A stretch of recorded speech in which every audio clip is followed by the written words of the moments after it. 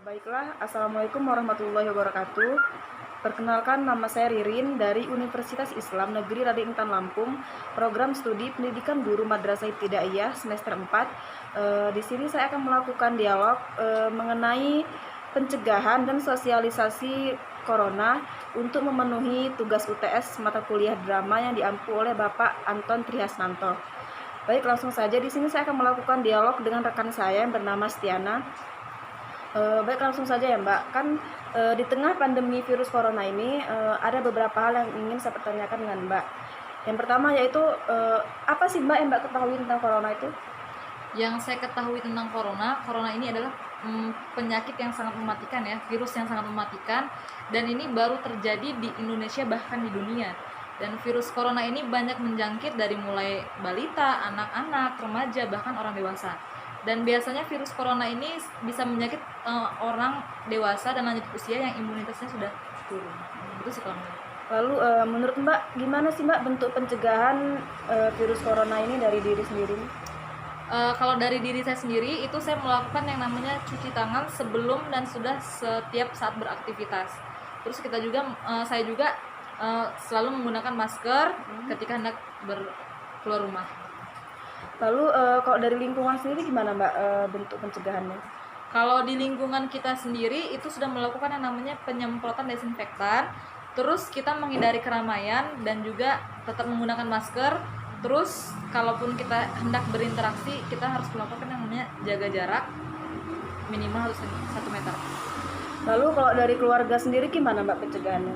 Kalau dari keluarga itu kita menyiapkan hand sanitizer, tetap jaga jarak 1 meter, dan kita otomatis tetap menjaga imunitas tubuh agar tetap sehat, dan udah pastinya menjaga kebersihan juga. Lalu kira-kira apakah dari Mbak sendiri sudah melakukan anjuran pemerintah untuk di rumah saja? Alhamdulillah 9 terakhir ini saya sudah melakukan namanya work home, melakukan kegiatan pekerjaan dari rumah. Udah sih itu dong. Lalu kan Mbak ini seorang pekerja gitu kan, apa sih Mbak dampak yang Mbak rasain mengenai virus corona ini? Dampak yang saya rasain itu kurangnya transaksi langsung dari masyarakat atau pembeli. Jadi dari segi ekonomi itu udah pasti turun drastis sih kalau yang saya rasain. Lalu kegiatan seperti apa di lingkungan Mbak yang sudah banyak mengalami perubahan gitu? Yang jelas yang pasti ya itu jalan raya menjadi sepi. Terus seperti kegiatan di pasar, toko itu sudah mulai banyak yang ditutup. Kan Mbak ini seorang pekerja ya Mbak, dampak seperti apa sih Mbak yang Mbak rasain banget gitu mengenai virus corona ini?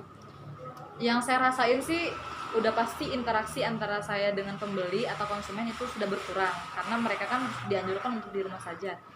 Dan udah pasti yang terutama itu dari segi finansial atau ekonomi udah pasti turun drastis gitu sih. Lalu kegiatan seperti apa Mbak di lingkungan Mbak itu yang sudah banyak mengalami perubahan? Udah pasti yang pertama jalan raya menjadi sepi ya karena masyarakat sudah lebih banyak di rumah. Terus seperti kegiatan di pasar, di toko itu sudah mulai banyak yang ditutup. Bahkan kegiatan belajar mengajar seperti dari TK, SD, SMP, SMA, bahkan perguruan tinggi pun sudah dianjurkan pemerintah untuk kegiatan belajar di rumah gitu. Dan seperti kegiatan Islami kayak sholat di masjid atau sholat Jumat, sholat wajib, itu masyarakatnya dianjurkan untuk membawa perlengkapan alat sholat dari rumah masing-masing. Dan sholat pun dilakukan jaga jarak 1 meter. Terakhir nih Mbak ya, tips-tips dari Mbak untuk pencegahan corona ini seperti apa Mbak? Tips dari saya yang pertama tadi ya tetap melakukan cuci tangan setiap saat sebelum dan sudah beraktivitas, terus menggunakan hand sanitizer, menggunakan masker yang steril, terus menjaga kesehatan agar imunitas tubuh kita menjadi tetap stabil. Dan kalaupun imunitas tubuh kita sudah mulai menurun atau sudah ada gejala-gejala tentang virus, kita harus melakukan pemeriksaan diri ke puskesmas terdekat atau ke dokter atau ke rumah sakit. Baiklah, itu saja ya Mbak. Terima kasih atas waktunya.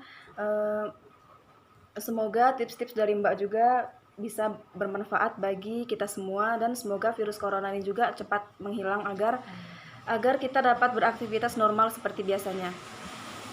Baiklah, sekian dari saya dan rekan saya Setiana. Kami akhiri. Wassalamualaikum warahmatullahi wabarakatuh.